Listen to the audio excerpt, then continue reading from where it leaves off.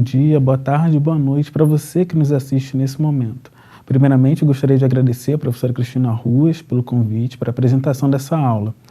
No slide final, será disponibilizado o contato para que você entre em contato com a equipe da biblioteca em caso de dúvidas sobre o conteúdo aqui apresentado. Neste caso, a gente sempre orienta que o aluno envie um e-mail e informe a possibilidade de datas e horários para tirar dúvidas. Será um prazer recebê-los para sanar essas questões. Hoje apresentarei a vocês, de uma forma ampla, o passo a passo na elaboração de um trabalho científico, no caso de vocês, o trabalho de conclusão de curso, o TCC. As normas que cito na aula serão encaminhadas à professora Cristina e, caso surjam dúvidas ou mesmo curiosidade de consultar as mesmas, entre em contato com a professora para que ela disponibilize esse material para vocês. Bom, eu me chamo Leandro, sou formado em Pedagogia pela Universidade do Estado do Rio de Janeiro, a UERJ, sou bibliotecário formado pela Universidade Federal do Rio de Janeiro, a UFRJ, sou especialista em Formação Científica e Tecnológica em Saúde pela Fundação Oswaldo Cruz do Rio de Janeiro e sou mestre em Ciência da Informação pela Universidade Federal do Rio de Janeiro, em convênio com o Instituto Brasileiro de Informação e Ciência e Tecnologia, o IBICT. Atualmente sou bibliotecário aqui na Faculdade de Farmácia da UFMG. Bom, muita gente tem medo da ABNT. Na verdade, não é preciso ter medo. As normas da ABNT não são impositivas. Na verdade, elas são norteadoras para a padronização do trabalho acadêmico.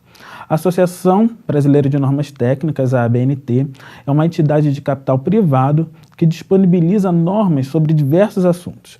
Um dos que eu sempre cito é o do chão, por exemplo, do Centro de Distribuição dos Correios. Ou seja, não é qualquer tipo de chão ou de qualquer material que é feito esse chão. É preciso ter uma norma que sempre vai orientar como deve ser feito esse chão. Um outro exemplo que eu sempre falo é o de distanciamento das estantes da biblioteca. Ou seja, existe uma norma que também é disponibilizada pela ABNT, que fala um pouco desse distanciamento para que haja a mobilidade de bibliotecários, de técnicos ou mesmo dos alunos, para colocar os livros, para caminhar entre as estantes, para ter acesso aos mesmos.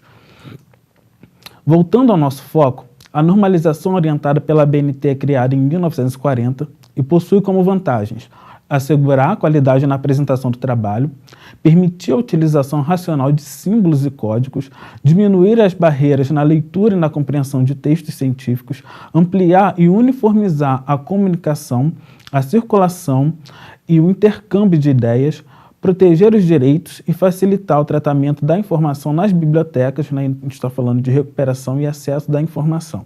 Este último ponto é importante, pois é preciso estar atento com questões de plágio. Isso evita uma dor de cabeça a vocês, à instituição, ao orientador e etc. Portanto, tenham em mente que sempre que forem se basear na ideia de algum outro autor, é importante citá-lo. Conforme já mencionado, existem normas para tudo. O trabalho científico não foge a essa regra. Hoje vamos tentar dar mais ênfase à norma 6023, que foi reformulada no ano passado, em 2018, e na NBR 10520 de 2002, que está em consulta para uma possível modificação. Um exemplo de modificação dessas normas são as mídias sociais, que atualmente vêm sendo utilizadas bastante no trabalho acadêmico, como Facebook, Twitter, entre outros. Isso são frutos de investigação científica atualmente. Em 2002, existiam poucos resultados ou quase nada sobre a elaboração de referências ou citação desses suportes. Hoje, se faz necessária a atualização e contemplar o escopo dos mesmos.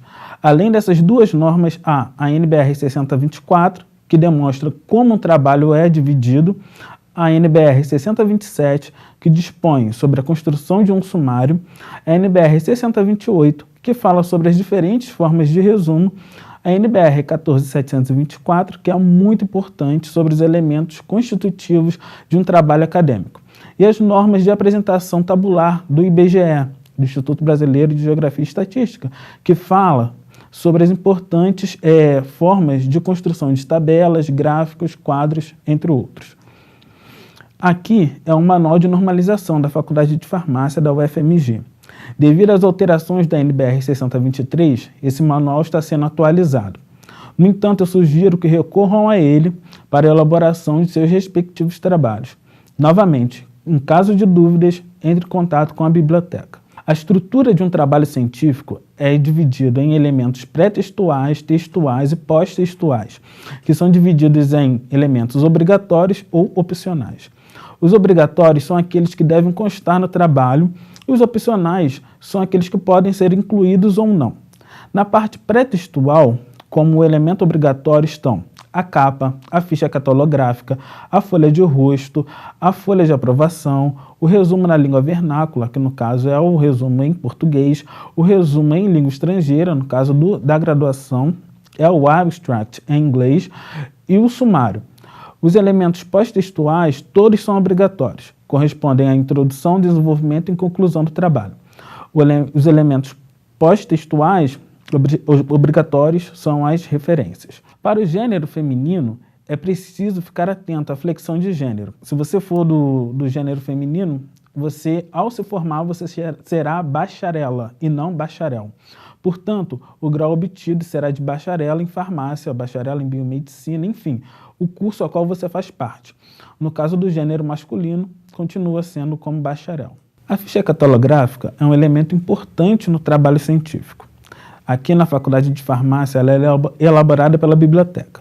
Vocês podem enviar para o e-mail da biblioteca sua folha de rosto, o resumo, as palavras-chave e o número de páginas do trabalho. E informar se o mesmo é ilustrado ou não. A gente dá um feedback de no máximo 48 horas. A ficha ela é impressa no verso da folha de rosto. As citações são colocadas em um texto com o propósito de esclarecer ou complementar as ideias do autor, ou seja, elas buscam explicar uma ideia. Novamente, é importante sempre mencionar de onde a citação foi retirada devido à lei de direitos autorais. As citações podem ser diretas. Aqui no exemplo, temos uma citação direta de Habermas, que é um filósofo e sociólogo alemão. A citação direta é a citação literal de um autor. Neste exemplo, a citação ultrapassou 3 linhas. Neste caso, é preciso colocar o recuo de 4 centímetros no tamanho da fonte 10, justificado espaçamento simples. No final, vem o sobrenome do autor, ano e página de onde a citação foi retirada. Note que o sobrenome do autor, dentro do parênteses, está em caixa alta.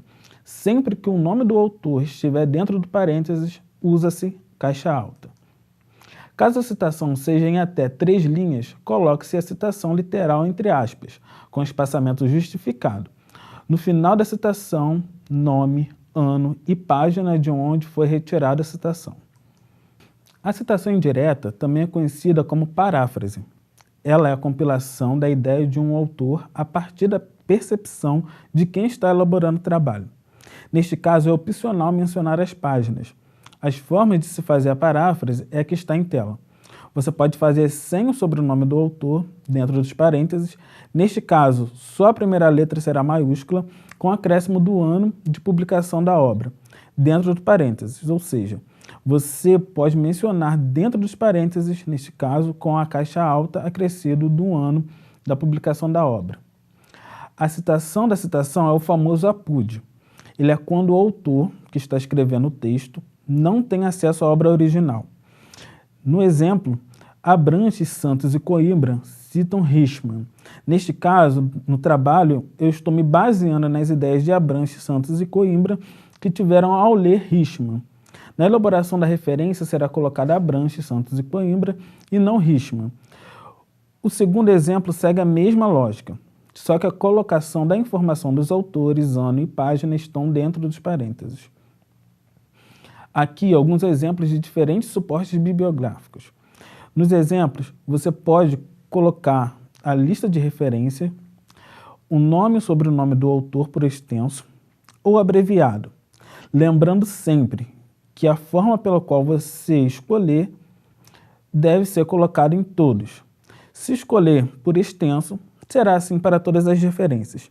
Se abreviar, também será assim para todas as referências. No exemplo, aqui no exemplo do livro, entram as informações do autor, título da obra, que sempre virá com destaque tipográfico, ou seja, um negrito ou itálico, edição, local da publicação, editor e ano da publicação. lembrando que o destaque tipográfico que for escolhido em um será o mesmo utilizado em todos. A dissertação segue a mesma lógica para teses e TCCs. O destaque tipográfico no artigo do jornal é para o nome da publicação. No capítulo do livro, são aquelas obras organizadas ou coordenadas, que o destaque tipográfico vai para a obra em que o capítulo faz parte, além do acréscimo da expressão in, que é o mesmo que dentro de. No exemplo, o capítulo está dentro da obra, que está destacada tipograficamente. Nos trabalhos de eventos, o destaque vai para a palavra anais. Caso anais estejam na internet, usa-se a palavra anais eletrônicos. O destaque tipográfico no artigo de periódico vai para o título do periódico. Entidade como autor são instituições ligadas ao governo em diferentes esferas, municipal, estadual ou federal. No exemplo está a Anvisa, cujo nome está por extenso. Na legislação, o destaque vai para a publicação que a mesma foi disponibilizada. Para documentos que estão na internet, o que muda é a colocação do link de quando foi o acesso. Neste caso, os meses são abreviados com as letras em maiúscula. Só o mês de maio que não é abreviado. Aqui um exemplo de como deve estar tabelas, figuras, gráficos, etc. No título, a fonte é do tamanho 12, negrito e centralizado. Na fonte, o tamanho da fonte é 10, negrito, centralizado ou alinhado à esquerda. É importante não citar endereços eletrônicos nas fontes, sempre citar o autor e a data. O Google Imagens é apenas um buscador e não o autor das imagens. Voltando sempre ficar atento à questão dos direitos autorais. Caso a fonte seja feita pelo próprio autor do texto, usa-se a expressão elaboração própria, ou o autor, seguido do ano que a mesma foi compilada. Aqui, a formatação das notas de rodapé. O espaçamento é simples, traço contínuo de 5 cm, tamanho 10 da fonte, justificado, alinhamento da segunda linha abaixo da primeira linha, não ocupar mais que 50% do total da página e sem espaçamento entre uma nota e outra. Evitar nas notas de rodapé citações, exceto o texto original, referências, ilustrações, tabelas, gráficos, textos longos. Isso pode ser colocado no texto principal. Abreviações dos meses em português, só o mês de maio que está por extenso. Todos em caixa baixa. Para os meses em outros idiomas, há diferenças. Verificar a NBR 6023 no anexo A da abreviatura dos meses. As expressões latinas mais utilizadas são o apud, que é o citado por, et al, que é o em outros, o in, que é o dentro de, supra, que é acima, passim, que é o aqui e ali, em várias partes, em vários trechos. Essas expressões latinas são utilizadas com maior frequência, né, no trabalho. No caso, o apud é o que aparece mais, seguido do et al e o in.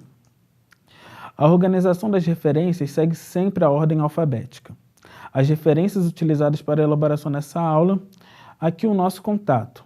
Mais uma vez, muito obrigado e façam uma visita na biblioteca sempre que puderem.